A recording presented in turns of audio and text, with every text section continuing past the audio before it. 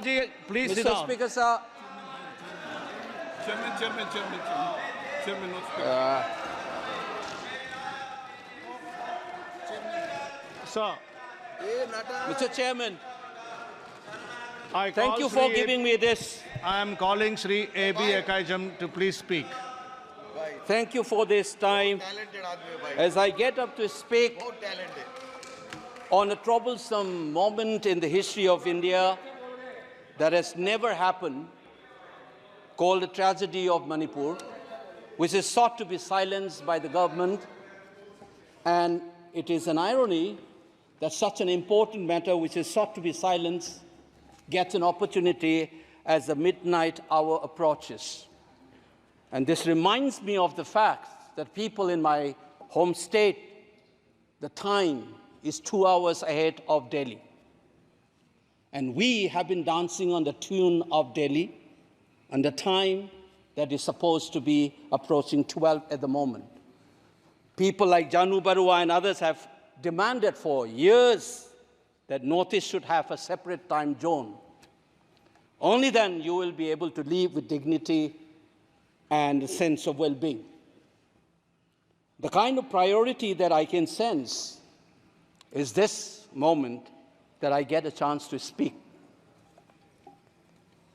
Mr. Speaker, sir, I'm just trying to, Mr. Chairman, I'm drawing your attention to the absence of Manipur in the President's address. This is not a simple absence. It is a reminder of a Rashtra Chetna which excludes people.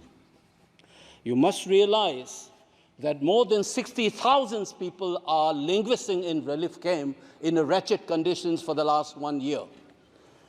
If anybody is read partition of this subcontinent, which I have done, I was associated with a research project. We have interviewed more than 1,500 survivors of partition of 1947, and you are witnessing the same thing. People are living in wretched conditions that I cannot even mention here. 60,000 people homeless is not a joke. 200 plus people died. And there has been a civil war-like situations where people are armed to the teeth and roaming around and fighting each other, defending their villages. And the Indian state is a mute spectator to this tragedy for 1 year. I must remind this House that each and every square centimeter of Manipur is covered by a central armed forces. It is one of the most militarized areas in this country where you have more armed policemen than the civil police, besides the armed forces of the Union. Despite this, how is that 60,000 people were rendered homeless and villages in thousands were destroyed? And yet, our Prime Minister remained mute, not even a word. And the presidential address did not even mention that. Shame, shame, shame, shame. And I said that this silence is not normal. It is a reminder of the fact which many scholars have said, that there is a continuity between colonial and the post-colonial period. Today we are observing a day where we begin a new criminal laws, seemingly discarding the colonial heritage.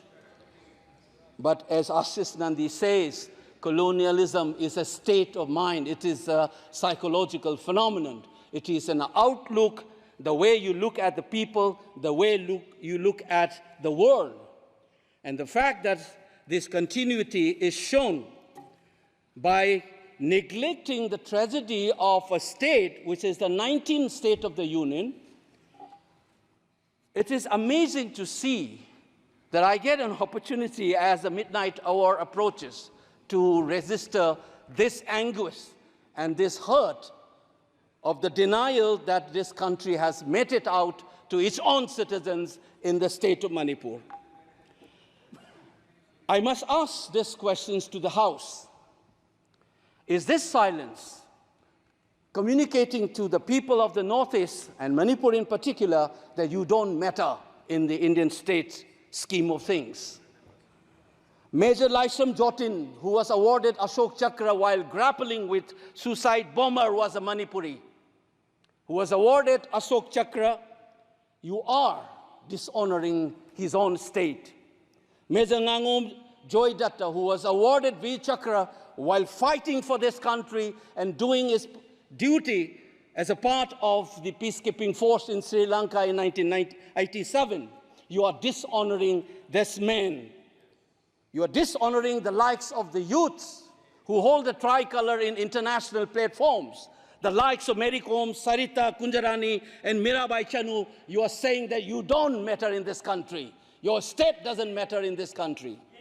You are also saying that the likes of Ratan Tiam, the icon of the culture of this country, Harivam Sham Sarma, don't matter in this country.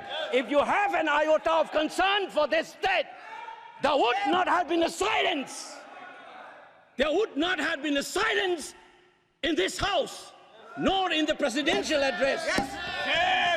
This must be registered. Please raise your point of order. If you wanted to doubt the nationality and the nationalism of the people of that state, you must realize that these people have fought for the country. These people have brought Lural to this country. Please remember this. And that is what the silence means. 1 second. And I am telling you this. Mary Kom को हमने member of parliament बनाया, Bharatiya Janata party ने member of parliament बनाया। हमने कैसे नहीं इज्जत दी मणिपुर को स्पोर्ट्स यूनिवर्सिटी दिया। और आपसा जो है, मैं एक ऐसा आदमी हूं कि मेरे मामा को मणिपुर में गोली लगी, वो सीआरपीएफ के डीआईजी थे, इनको शहीद नहीं पता है। और 1956 में पहला आपसा मणिपुर में लगा, और 1956 से आज तक कांग्रेस के कारण मणिपुर की यह स्थिति है। 5 years after independence, can you negate this fact? We are talking about the inclusion of the Northeast history after 75 years. That's a classic exclusion. India was an anthropological subject, not a historical subject in the eyes of the colonial forces. And today, the Northeast remains outside of the history of the Indian history textbook. That is why you treat them as the other. And that's the silence. And the silence on the Manipur tragedy is not unique. It is a reflection of this general continuity of the colonial in the post-colonial. It is sad to see a nationalist party like the BJP will feel comfortable with this silence on the tragedy of Manipur. Keep your hands on your heart and think about the 60,000 people who are linguistic in relief camps. And those mothers, those widows, think of them. And then you talk about nationalism. Point is made. He made Only his point. then we will understand what this tragedy means. And Mr. Chairman, the hurt, the anger has thrown a nobody like me to be part of this temple of democracy. Beating the BJP cabinet minister, think about the pain. If you hear an anxiety, anguish, and a pain in my voice, please go back and see those 60,000 people linguisting in the relief camp. Don't talk about partition remembrance till you bring that. I would keep quiet the moment the Prime Minister opened his mouth and the Nationalist Party says that Manipur is part of India and we care for the people of that state. Only then I will accept what is nationalism in our face. Thank you, Mr. Chairman.